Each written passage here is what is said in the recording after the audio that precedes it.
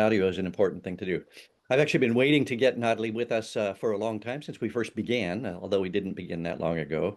But I have known her for a long time through her writing because Nathalie is a part of what I consider a team. I don't know if they can call themselves a team or not, but there is this group of amazing Belgian researchers who have added just a huge amount to what we know about self-determination theory, and especially self-determination theory in education. And Nathalie certainly has been an important part of that group. And she's worked with educators, but also, I mean, I know she's written something about coaches and self-determination theory, she's written about, at least contributed with a study about prisons and self-determination theory and prison guards and what they've done and so forth. But most of her work, at least as I know Nathalie's work, has to do with need support and need thwarting. And that area of need thwarting is relatively new in self-determination theory. We've known about it we certainly have been talking about support for a long, long time, and people have realized that there's a difference between kids or human beings not getting support and when their needs are actually thwarted by horrible treatment or unfair treatment and overly commanding and controlling treatment and so forth. And she's done a lot of important work on that. A huge part of it has been with that and with need support and structure, autonomy support and structure anyway. And Nathalie is one of the key figures in writing about and studying and teaching about this circumplex approach that we're going to deal with today. And she actually was, I think, the lead author. She wrote with Martin van Steenkiste, who many of us know now also about in the big Oxford Handbook of Self-Determination Theory. She was an author of that anyway. So delighted to have Nathalie with us. She's at University of Ghent as an instructor, and also with Impetus Academy, which I think she was it took part in beginning and working, and they're actually working, I think, as I understand, Impetus Academy is working with people in the business world and trying to help them incorporate self-determination theory into their business practices. So I'm going to pass it to Nathalie, and thank you for being with us today again. Thank you very much, David. I will try to share my screen, but I cannot.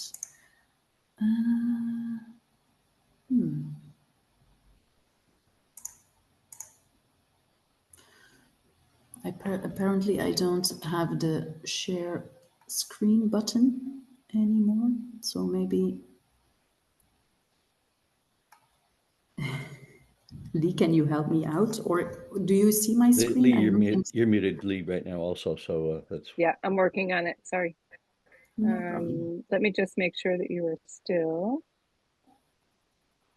listed as a co-host, so you should have the screen. Should be on the bottom, Nathalie, in the very, very middle. I see it, yes. Okay. There we go. Yep. It's working, yes. Yes. Okay, thank you, technology. Okay, so welcome everyone. I'm really thrilled to be here and to be able to present some of my work. I sometimes call it my baby. We've been working on this teaching compass for quite some time, and we are really happy about not only its theoretical contribution, but also its applicable contribution that it has when working with teachers, but also working with sports coaches, with business people, and so on.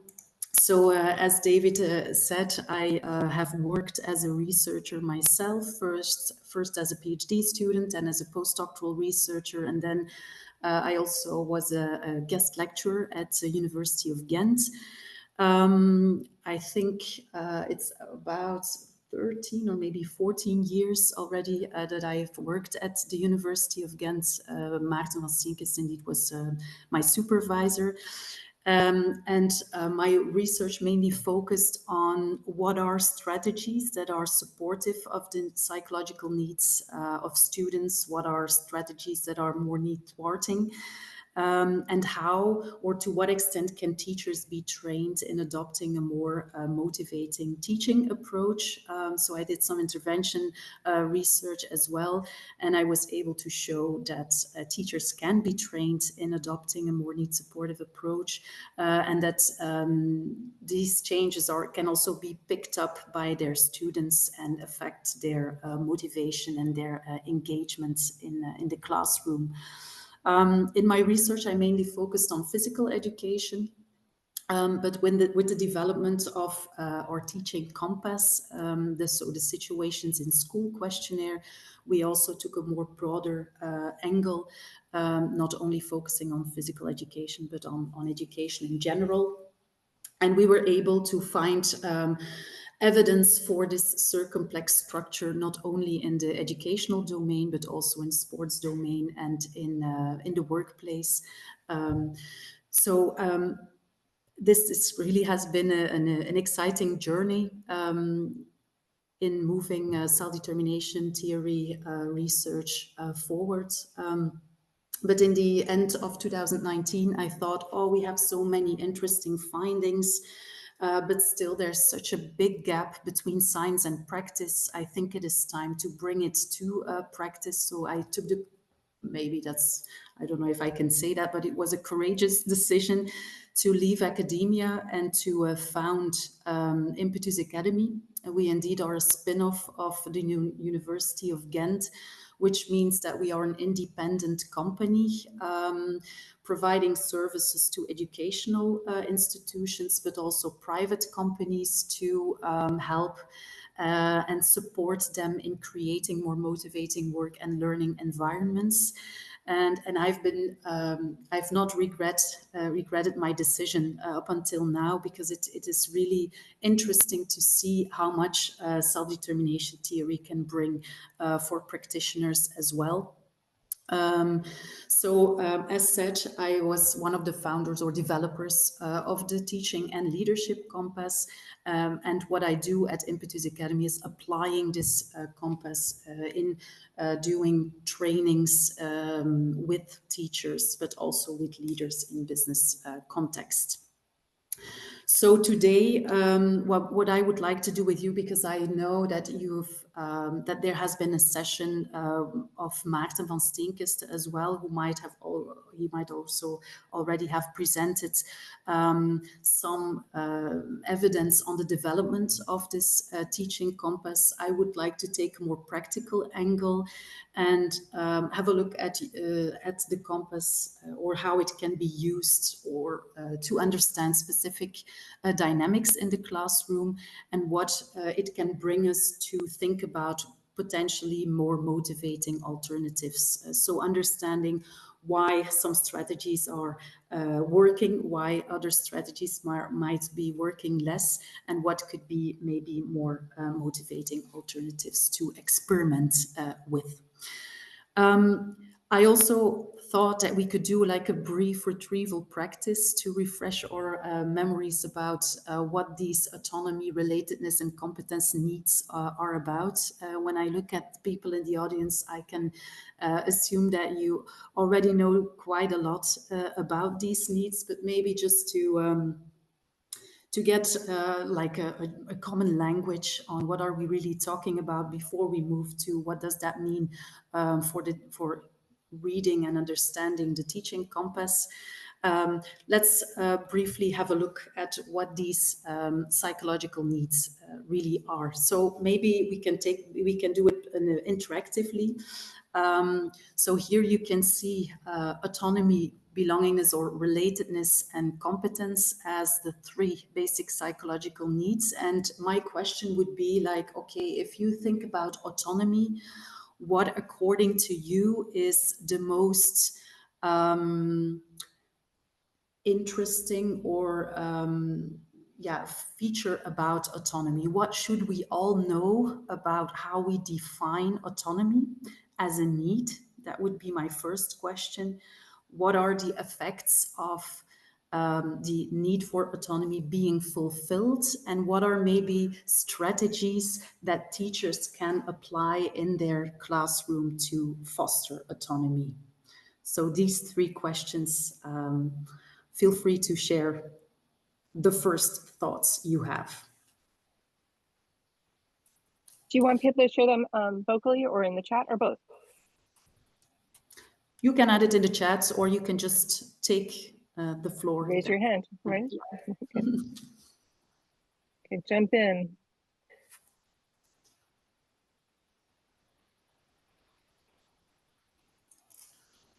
Okay, we have strategy to volition and free from pressure. Yes. Right. What else? Like if you are working with teachers and you are defining autonomy, what is an important takeaway? Ryan, you're referring to volition with a structure. That's interesting, and we will get to that. Volition aligned with goals and values is something Greg is bringing up, giving a sense of self and the ability to influence their own destiny. Be the origin of decisions, actions, and thoughts. Okay, so Alexandra, Alexandra has her hand raised. I wanted to go ahead, Alexandra. Yeah, thank you very much. Well, when I speak about autonomy to students, I usually use example from Harry Potter book. It's the 6th book when Dumbledore speaks to Harry, and he said that it is a great difference between when you pushed to go to fight like Voldemort, or it's your own decision. And it seems that the action is the same. So I'm going to fight an evil person, but I can fight because there are prophecy that made me fight him, or I can fight him because it's my decision. I want to do it. So, and it's like very, I like this illustration of autonomy. Yeah. Thank you for sharing, Alexandra. Indeed. So the difference is really when you have the choice and it is your own decision to do something, then it is autonomous. Whereas when you feel pushed, forced to do something, you experience pressure in doing so, then it is your autonomy need is likely to be frustrated. And this is interesting because when we talk with teachers, they often refer to autonomy as independence, like, oh, my students can work a lot independently, so they experience by definition autonomy in what they do. Well, actually, the nuance that we bring up in that conversation is that sometimes students can feel forced into independence. So when they are feeling forced to do things on their own, and that independence is not necessarily their choice, then they are not likely to experience autonomy in that specific situation. So that's an interesting nuance to bring up when talking to teachers, because autonomy is really about having the choice to do something independently or to do something with the help of another student or perhaps the teacher or specific resources at hand. I think there's a question. Right, Dan. Go ahead, Dan. Yeah, it was more of a clarification. I had written in the chat that it says relatedness following one's bliss. That should actually be for my comment on autonomy. And I think that's more of an extreme example, I think, in terms of whatever one's interests are or one's passion. I think turning that into an independent curriculum for a student, research projects, whatever it might be, is one of the examples of what I think is a strong emphasis of autonomy. Mm-hmm. Yeah, so for some students, indeed, autonomy might mean working independently. Other students might need more guidance and more help towards this independence so that it feels like volitionally chosen independence rather than feeling pressured into that independence. So I think that is a really interesting nuance to make. So it's really about having a sense of choice, a sense of psychological freedom in the things that we do. So it also means that students can freely express their concerns, their ideas, their opinions, and really act upon their interests and preferences so that they really feel that they can be themselves at school, they can be themselves in the classroom. When they have the feeling that everything is being decided for them, when they feel they have to do a lot of things they would not choose to do themselves, or there's no room for them to express their ideas, opinions, concerns, they have the feeling they have to be someone they are not, or they don't want to be, and their need for autonomy is likely to be frustrated.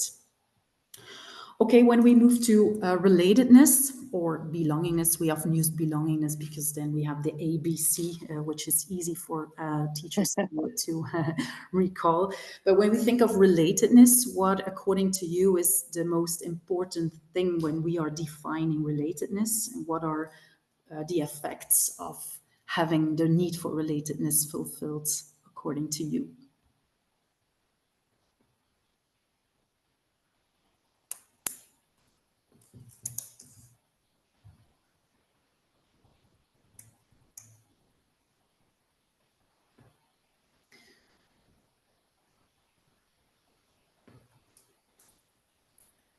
Stratis, you say bringing true self, not having to wear a mask. Is that still related to autonomy, or are you referring to relatedness now? Relatedness, I think. Okay. Authenticity, sense of safety, their value as a person, acceptance, mutual care. People like me, support me. Yeah. So that sense of relatedness is really a sense of warmth, but often when we talk about warmth, people think like, oh, it's like affection or something, but actually it's more about mutual respect. Indeed, also authenticity in relations. It does not mean we have to be each other's best friends, but it means that we get along in working towards a common goal, working towards a common project. We share the same values. We share the same vision or purpose when we are working on something. So creating that idea of we have a bond, we belong to a group, can be at the social level, like we have a good match interpersonally, but it can also be in the sense of we can work together in a very constructive way. So when students experience or pupils experience that sense of I belong to a group, that is the case when their need for relatedness is fulfilled. When they feel excluded from a group they wish to belong to, then, or they have the feeling that they have to figure out things on their own all the time, then their need for relatedness is likely to be frustrated. They don't feel any sense of connection with others, neither with their teacher, neither with their or with their fellow students, and that is the case when their need for relatedness is likely to be frustrated. Nathalie? Yes. Olivier put into the chat, can we be related if we don't share the same values, but respect each other's point of view? Well, maybe I have an idea about that, but Olivier, what do you think? And Dan also wants to react, but Olivier, are you willing to share what your ideas are? I think this is mostly supporting autonomy, but as far as I read the point, we cannot support relatedness without autonomy and vice versa. So because if we all share the same values, then in that case we might be maybe closing the group, and not accepting people that would like to be part and enrich this group. That's my point of view. Yeah. Dan, you wish to react to that, or is it another point you would like to raise? Just a point.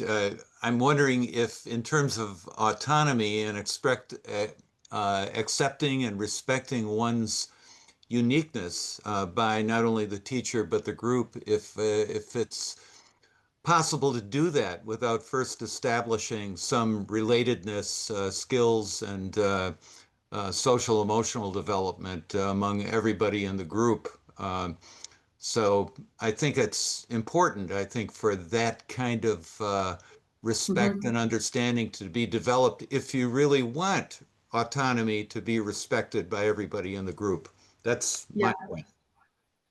Well, that's interesting. And when we look at the literature, we see that there are studies who are suggesting that having that mutual respect, that sense of relatedness is like a basis for to support autonomy and to provide structure, for example. But there are also studies showing that when you are being autonomy supportive as a teacher, you are not only supporting the need for autonomy, you are also supporting the need for relatedness and even the need for competence as well. So of course, in reality, I think these needs are like intertwined. So when we are being open to people's uniqueness, like you are saying, then indeed we will probably not only support their need for autonomy, but also likely support their need for relatedness. And I agree, Olivier, with what you are saying, that if we do not share the same values, when we are being autonomy supportive, which means that we try to take the perspective of each of the people involved. So we are open to others' ideas, even when these ideas are different than our own ideas. We can still like build a sense of connection, in addition to giving the room for someone's autonomy or people being themselves in that specific interaction. I see someone, there are more reactions in the, I cannot understand.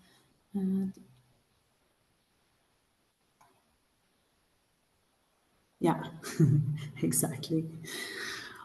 Okay, if it's okay, I think we can move to the competence need, so that we can dive into the compass in just a minute. But when we talk about competence, or when you talk about competence with teachers, what is the most important takeaway or most important aspect you share with them to define that need for competence? Bill, you're saying it helps build confidence and toward frustration. It enhances hope for the future.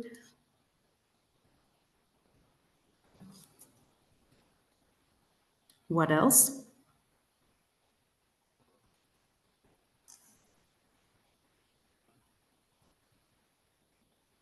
Alexandra, you can go ahead. Yeah, thank you.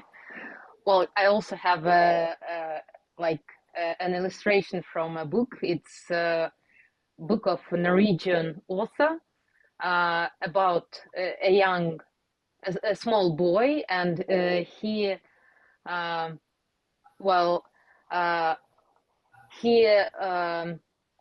sail on the boat with his granddad, and his granddad taught him how to sail the boat.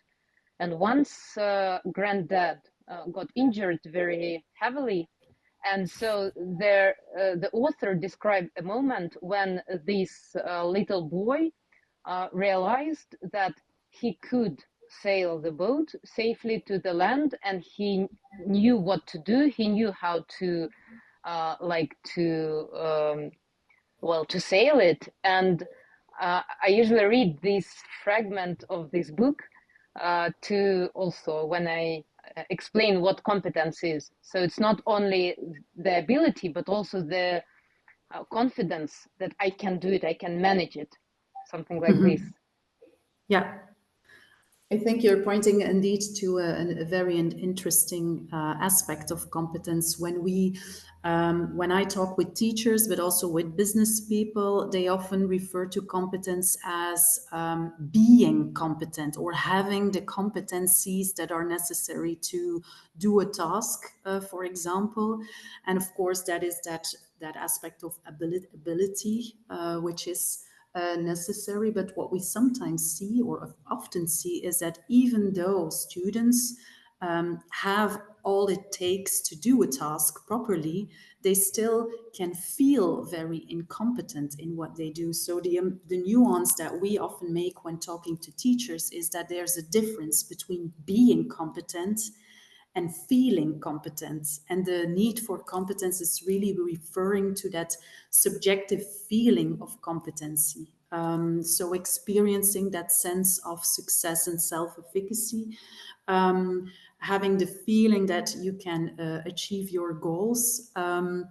And there, of course, the teacher can play a very important role in making students see what they can already do and what is next, or what there's next for them to learn.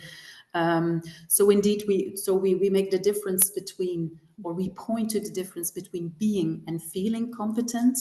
And we also point to exactly, Alexandra, your point. It's not only a static aspect of really, I can do this, or being in my comfort zone and experiencing that success, but it's also more dynamic. There also are like dynamic aspects to competence. It's like, okay, now I'm ready to take the next step, and I really want to learn, do something more, and challenge myself.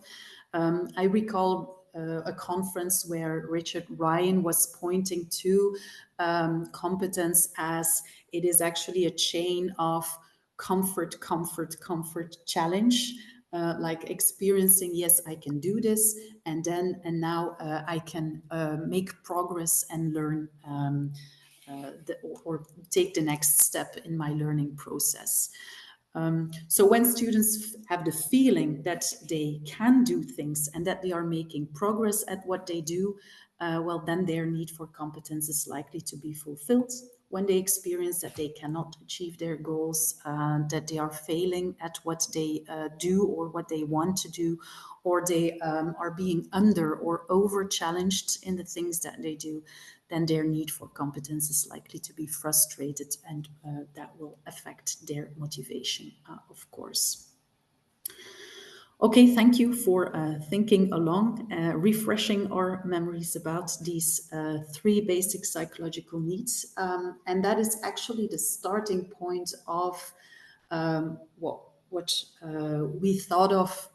Like I said to David before you came in, is we started developing this teaching compass in, I think, 2012 already, thinking about what does it mean to be a motivating teacher?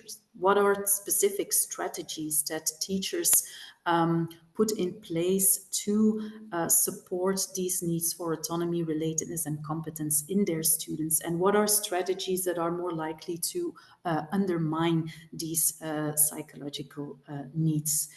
And one thing that we, or one point that we also make when we are talking with teachers, when we are working with them in our training programs, is that they should not expect us to give them like a magic box, like here are some strategies, and if you use them in your daily practice, your students will be motivated from one day to another. So that is unfortunately not what we can give them, but what we try to provide them with is a specific mindset. We often refer to it as the ABC mindset, or specific lens to look at their own behavior, their own teaching, but also to try to look at specific interactions in the classroom from the perspective of the students. And we often challenge teachers in doing so by doing specific exercises to really take that perspective of the student, because that gives them another angle to look at the specific situation at hand, and they can learn a lot about how their approach might come across, and explain why students react in a specific way to that situation. And that ABC mindset is actually a mindset where teachers try at all times to take into account students' needs for autonomy, belongingness, or relatedness and competence, allowing them to be themselves, to make choices, to build warm relationships with them, and to develop students' competencies. And when we dove into the literature, so like more than 10 years ago, we try to get a better grip on what are specific strategies that are put forward as strategies that are likely to support autonomy, relatedness, and competence, and what are strategies that have been shown to be thwarting of these needs. So we looked at experimental studies, but also meta-analysis, and other intervention studies. And John Marshall Reeve also has done a lot of work trying to make a list of specific need supportive and need thwarting strategies. So that was actually our starting point. We did a literature research, and based on that, we developed a new survey, because we wanted to get a more integrative view on teachers' motivating and less motivating behaviors. I didn't put a slide into it, but I will try to explain what the idea was behind that new questionnaire. So the questionnaire is called the Situations in School questionnaire, and it's actually a vignette-based questionnaire. So rather than using just generic items like I provide my students with choice, we decided to describe a specific situation. And for example, I'm giving my students a homework assignment.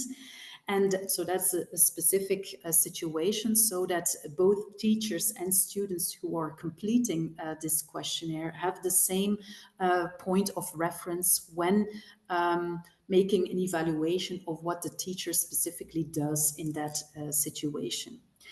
And each situation or each vignette is followed by 4 specific responses: an autonomy supportive response, a controlling response, structuring response, and a chaotic response. And teachers are not asked to indicate or to choose one of these 4 reactions that describes them the most in that specific situation, but actually they are asked to indicate for each of the 4 reactions to what extent it describes what they do or would do in that specific situation.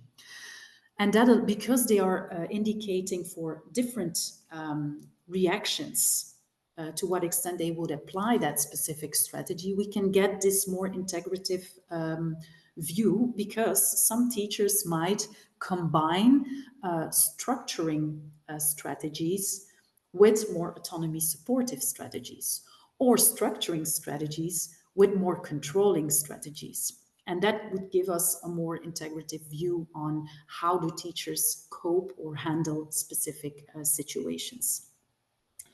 We gathered a lot of data, both in teachers and in students, with this vignette-based questionnaire, which is, by the way, open source. So I think you can find the entire questionnaire in English available on Web of Science, for example.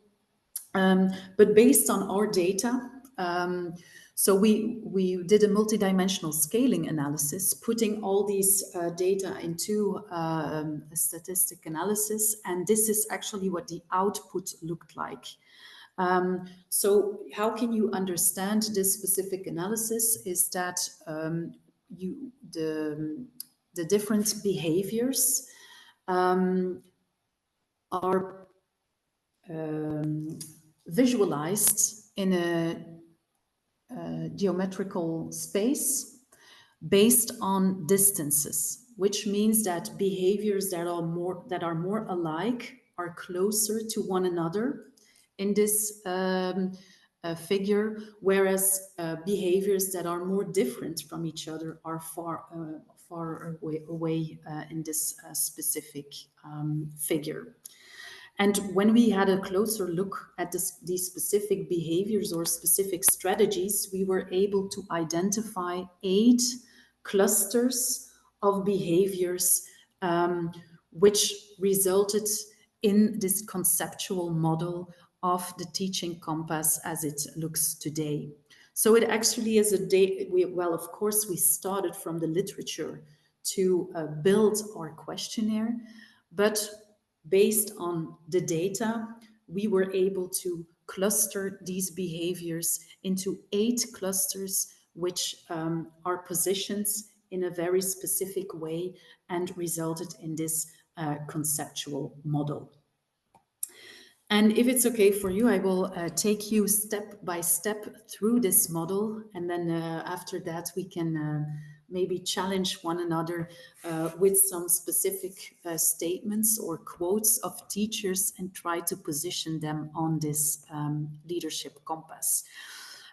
So what can we see? We see 2 dimensions. We see an horizontal axis, making a distinction between clusters of behavior that are considered more supportive of the needs for autonomy and competence, and clusters of behavior that are considered more need thwarting, so more undermining of these needs for autonomy and competence. The vertical axis makes a distinction between behavior that is high in directiveness, so it means that it is more the teacher taking the lead, giving directions and showing the way to students. And on the other hand, clusters of behavior that are low in directiveness, because the teacher is taking a step back, is giving more room to students to take decisions themselves or to give directions themselves. When we cross these 2 dimensions, we get 4 quadrants. The first one is here. The upper right quadrant is autonomy supportive quadrant, which is, of course, consists of behaviors that are high in need support, but low in directiveness. So it is supportive of the need for autonomy, but it's in a way, that it leaves room to students to take the initiative. When we move along this compass, we get into the structure area, where we are still in the need supportive area. So it means that when structure or with structure, we have behaviors that are supportive of the need for competence, but we also are high in directiveness, with the teacher taking the lead much more compared to autonomy support. When we move then to the left, we enter the control area. The control area is right on the opposite side of autonomy support. Control is also high in directiveness. It's also the teacher taking the lead, but the teacher does that in a more thwarting way, so more undermining the need for autonomy in the students.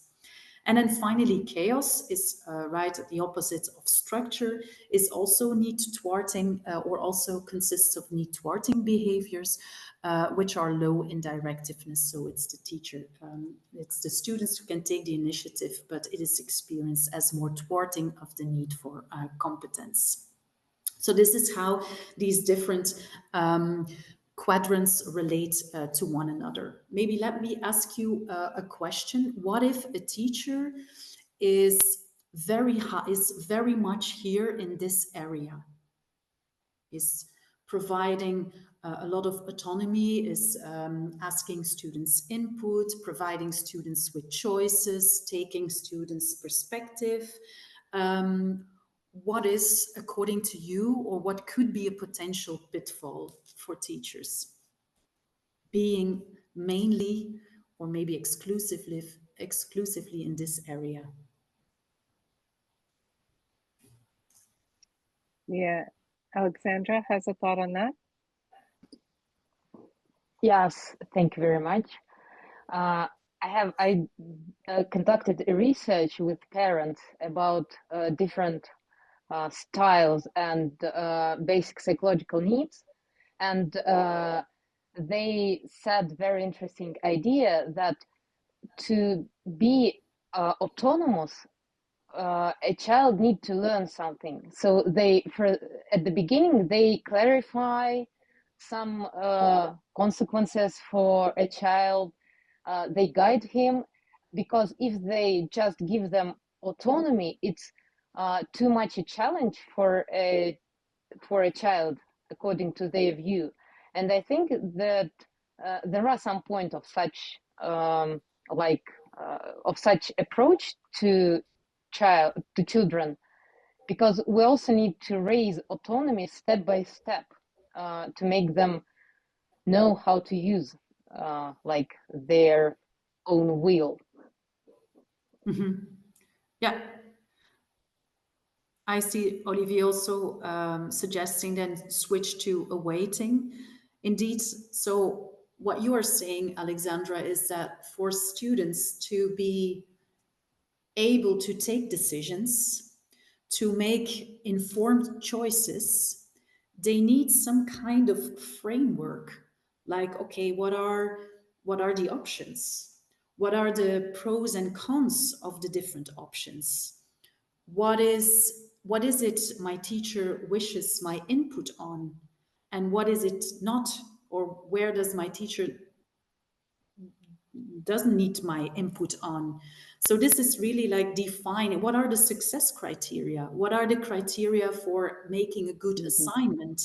If I don't know that framework, if I don't understand or know these guidelines and these criteria, these goals, well, then it will be very hard for me as a student to make an informed decision or to make an informed choice. And then this well-intended autonomy support of my teacher might indeed be perceived by the students as more awaiting, like, my teacher is asking me something, but I don't know how to start with it. So even though the intention is to provide students with autonomy, students might feel incompetent to contribute in a meaningful way or to make a meaningful choice because the framework is not clear. So that means that when we are providing or are supporting autonomy, then it is important to have a look at, okay, what is the framework?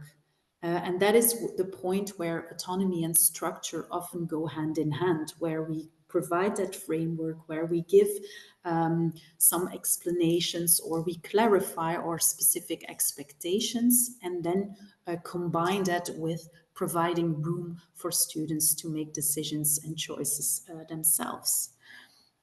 Ryan, you also suggest like it can be very easy to slip into chaos, especially if students are not ready for full autonomy supportive classrooms. Indeed. So this is actually a very thin line. It gives, even though it is well intended by the teacher, teachers can like shift unintentionally into that situation or in conditions of more permissiveness, where students feel kind of left on their own device, trying to figure out for themselves or interpreting what is my teacher asking me to do. So making their own interpretation of a specific assignment is also something that we can see in the classroom because it has not been clear enough.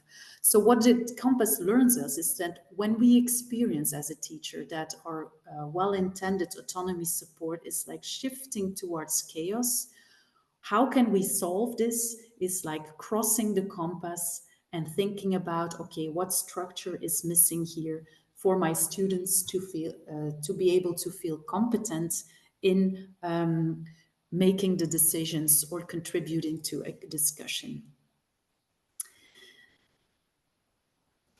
Okay, I see some people already have to leave.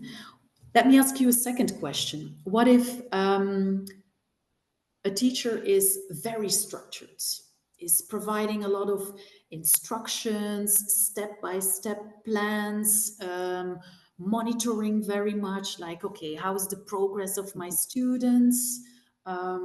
So what happens when a teacher is especially in this area?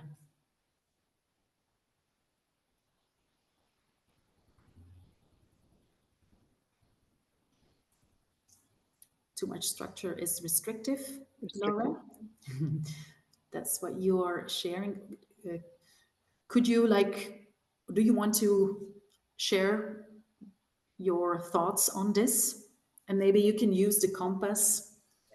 Sorry, yeah, I'm actually driving and I pulled over. Oh yeah, you cannot Yeah, see. so I can make it quick, but yeah, I mean your structures have to provide students with their freedom to explore things, but it has to have, you know, I call it like the bumpers when you go bowling, right? You need to be able to give kids the a little bit of guidelines, but if you're too, you must do this and then this has to happen and make sure you have, you know, this included, then sometimes you're really stripping students of an opportunity to create as they want to and be able to show what they're learning and what they know in ways that are most relevant to them. And when I do professional development, I also talk about the glass ceiling. And so sometimes teachers, you know, they think that they're giving autonomy, but they're really kind of putting this glass ceiling on students for what, you know, students have the ability to think beyond sometimes what even the teacher can imagine. And so we have to be careful that we don't, you know, put our own restrictions on ourselves. Yeah. Thank you, Laura, for sharing. Nathalie, I just want to, yes, in case other people do need to leave, I wanted to let you know that there are 2 links to the survey in the chat if people want to grab those. Just go ahead. I'm sorry. I just wanted to let you know that. No problem. And thank you for being here anyway. People, I understand that there are other obligations are calling, but the session is being recorded, so maybe you can have a look at it afterwards. Absolutely. So thank you, Laura, for sharing your thoughts. Indeed, even though we know that structure is important for students to feel competent, because when they know what is expected from them, what the objectives or goals are, what the criteria are, then they know what they are working towards too, and then they also know what is necessary to feel competent in that going along that process. At the same time, when we are over-structuring things, we indeed might shift into more control, which again is a very thin line between structure and control. When we are looking over the shoulder of our students all the time, or we are explaining them both the what they are doing, but also how they should do things, then they might lose some creativity. They might become more passive. I think someone else also dropped that in the chat. Students can get bored because they are not being challenged to think along, to bring up some ideas themselves. And they just become very passive and waiting for the next instruction to come, because so it is undermining their need for autonomy, but it also results in becoming more helpless, I think, like not coming up or taking initiative themselves. So here again is when we are structuring things, providing the framework, which we know is important. It is also important to check, like, okay, this is the framework. What is the room that I can give to my students within that framework for them to take decisions themselves, to avoid that we are stepping into that pitfall of becoming controlling when we are structuring things. I was just checking finding the balance. Yeah. It is the hard part is that many students and adults have not been in autonomy supported environments for such a long time that they don't know how to balance training. Yes, indeed. Very And true. I don't know what it's like in other countries, but at least in Belgium, what we see is that when people are in kindergarten, they are provided with a lot of choices, and they can make decisions from themselves, and even these young children are very well able to make informed choices, but somehow along the way students seem to lose that power of making decisions, because the educational system puts them more in these restrictions of structure and even control, in those in kind of straitjacket. So that's indeed interesting. So it's something, and again, when we want our students to become more autonomous, we need to guide them to get there. We cannot expect them to be autonomous from the one day to the next. It is also a process that students need to learn or learn again. And that brings me maybe to the another point, is that we have been showing how these different quadrants are related to one another. So this is how you can understand this teaching compass from a helicopter perspective. But we also, or it also provides the possibility to get a more refined insight in what is it, or what are specific strategies that we can use to support autonomy, for example. And for example, when we look at the autonomy support quadrants, we were able to distinguish two specific approaches, the participative approach on the one hand and the attuning approach on the other hand. And we also defined what we call like building blocks or strategies that are part of these two approaches. For example, a participative approach is characterized by providing choices to students, asking for their input, and really entering into a dialogue with them. So having that two-way direction conversation with students. Whereas an attuning approach includes taking the perspective of students, but also providing a meaningful rationale and using inviting language. And this refers to the point where there also are situations in the classroom where there's no possibility to provide choice to students. Sometimes things have already been decided, or there are specific assignments that are put in place for all the students in the classroom, so there's no choice.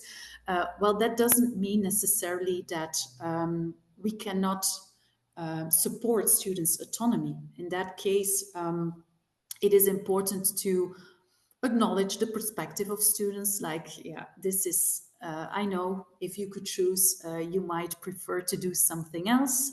And here is why we are doing this, and then explaining the added value and providing a meaningful rationale for why we are doing this specific activity in the classroom, how it relates to students' world outside the classroom, what it can bring them in the future, not the long term, but also mid-long term or even short term, how it relates to things that are happening in the world, societal themes, and so on. So making it more useful, valuable to them, why you are asking them to do things. So these are autonomy supportive strategies. So you see that the participative approach is lowest in directiveness, and this is also where the line with chaos is thin. Whereas when you are being attuning, like I said, it's not like, okay, you can make the choice. It's acknowledging the perspective of students and explaining why there is no choice, or why you are requesting students to do something. So it is more directive compared to a participative approach. Structure can also be divided in two specific approaches. The guiding approach, which is like directly supporting students' need for competence by providing appropriate help, giving motivating feedback, and fostering self-reflection.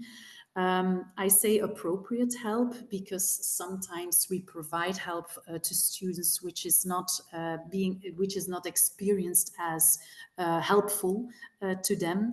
So it needs some attuning to understand the level of competence and the need for help of the student at that point to be able to provide help that is perceived as appropriate in that specific situation. The motivating feedback is about, okay, what have you been doing so far and how did that go for you? What went smoothly, what was challenging, and what is now the next step to proceed in your learning process. So it is both the feedback and the feed forward. And fostering self-reflection is about asking challenging, guiding questions for students or to help students to come up with solutions or answers themselves rather than just giving the answer to them on a plate. So these are, as you can see, strategies or building blocks that can help foster the need for competence in students. In addition to a guiding approach, we also have the clarifying approach, which is the most directive, needs supportive approach. And this is really about providing clarification about what are my expectations, what are the goals, the learning objectives, what are the criteria, what do I want the end result to look like. So this is really being very clear on what you expect and what the standards are. It's also about providing an overview, like this is what we have been doing so far, this is where we are now, and this is what we are going to do next, is really providing that specific framework to students. But it's not only communicating all these expectations and this framework, it's also monitoring whether students manage to live up to expectations or to follow the directions and instructions that have been given. So as you can understand, these strategies are more directive than the guiding ones, but because the teacher is doing it in an informing way rather than in pressuring way, it is more likely to still be perceived as supportive for the need for competence rather than being experienced as controlling or pressuring. That is the case when we enter the controlling area, where we make a distinction between a demanding approach on the one hand and a domineering approach on the other hand, where demanding refers to raising the external pressure on students by not accepting any participation or input of students. It's like my way is how we are going to do it. It's like imposing.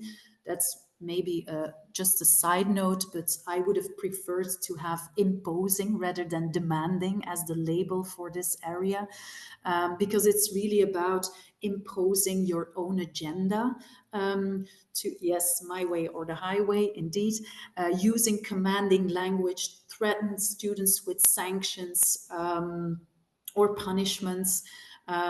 So that is really, like I said, raising that pressure on students. The domineering approach goes even a step further. So where the demanding approach is more about disciplining students, the domineering approach is really about personally attacking students and actually also appealing to students' introjects, like by inducing feelings of guilt and shame, like, oh, why should I tell you this again? Students from primary school already know this and you are still struggling with this.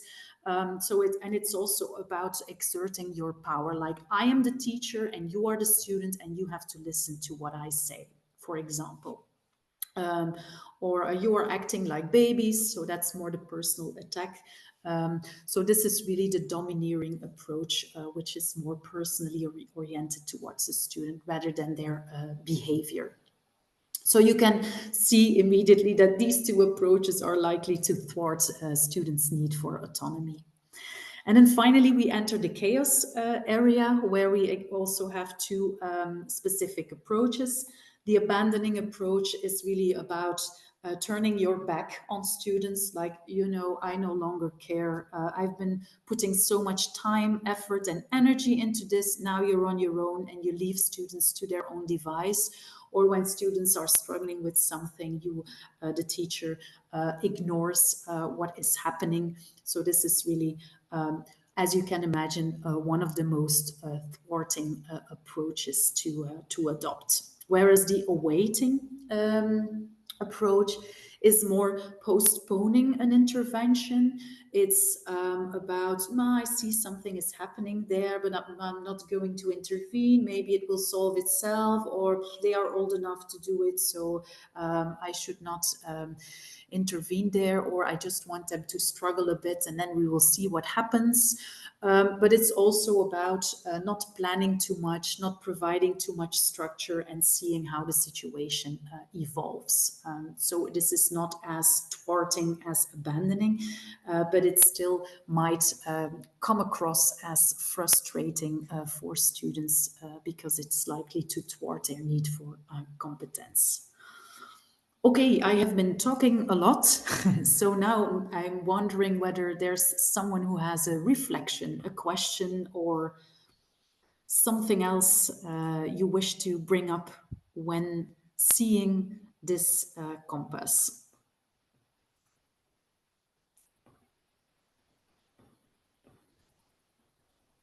You know, this was a topic of a prior symposium, but I'm always struck when I see this. And by the way, I have the original from card from Orlando. Is the relationship to restorative practices and discipline. There's so many crossovers. Yeah, Bill notices that it's hard to see the items at the bottom because of the Zoom. Sorry. Yeah, there we go. And Dan, you had a comment? Yeah, Nathalie, I'm wondering, how have you introduced this to teachers, and in what context do you do this?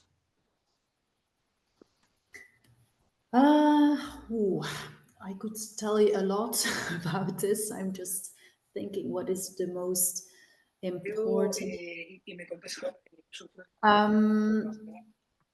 Actually, we first explain what the psychological needs are, and we usually start with talking about their own experiences, like what gives you energy and what costs you energy in your job. And then we ask them to think about specific examples. And then when we have explained the psychological needs, we ask them to link their energy givers and energy drainers to one or more of these psychological needs. And then it really comes very close to their own experiences, because they realize, like, okay, when I'm driving home from work and I think about how my day went, when I'm feeling a bit like, well, it wasn't a super day, how can I explain this? And they usually get to the point that one or more of their psychological needs were thwarted during the day. And because we challenge them to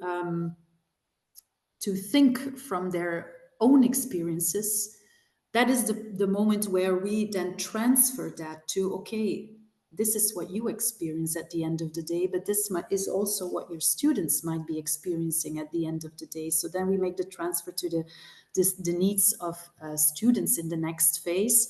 And then we introduce the compass, like we explain it, like we did here. And we make it very interactive, where we also ask them to analyze very specific situations that they have been confronted with. For example, we ask them, think about a situation where you felt like your students were really engaged into what you asked them to do. You noticed that they were motivated, they were taking initiative, they were asking questions, they were really engaged into the activity. And then we start from, what did you see, what did you hear in the behavior, what did you do? So that is first is, what did you see? What did you see? What did you hear? This is the effect or the outcome. Then we ask them to reflect on what is it that you did in that specific situation or during that specific activity, and to really think about the specific strategies that they put in place in that specific situation. Okay, where would you position each of these strategies or behaviors on the compass? And which effects did each of these behaviors have on the needs of your students, resulting in the positive outcomes that you were able to see? So we ask them to reflect on a specific success to better understand why did the things that I do work in a motivating way in that specific situation. And then we do the same thing with a challenge. Think of a specific situation in which you noticed that your students were not very motivated, that they were not very engaged. What did you see? What did you hear? Then, okay, what were the interventions that you did in that specific situation? And what do you think was the effect of these interventions when you look at these interventions from the perspective of the students with an ABC mindset or lens on? And then they analyze their own behavior using this compass, positioning themselves. And then when they might discover like, oh, maybe I was perceived more awaiting, it wasn't very clear to my students what I was expecting from them. Okay, what does that mean? And then they are crossing the compass in what could I have done more, or what could I do next to be more clarifying or to provide more guidance, so that it is not being experienced as awaiting, but more as supporting of students' autonomy. Or when I would figure out like, oh, maybe I was over structuring things, I was giving them advice or offering help without involving them in, okay, what do you see here? What went well? Where are you struggling with? What do you think are different options to follow? So then I could indeed move to the opposite side of the compass and think about how could I be more participative and involve the students again in the learning process. So this is how we are using this, or just some examples. It's a long answer to your question, then maybe you wish to. Thank you. David? Yes, ma'am. I'm just keeping an eye on the clock here. I'm wondering. Yeah, I we don't can, want to stop this. It's such a great conversation. if somebody does have, yeah, but we do want to be sensitive to Natalie's time and other people's time also, obviously. If there's maybe one more question, somebody has been kind of wondering if they should ask it or not, do it now. Otherwise, I'll say a quick word about what we have planned for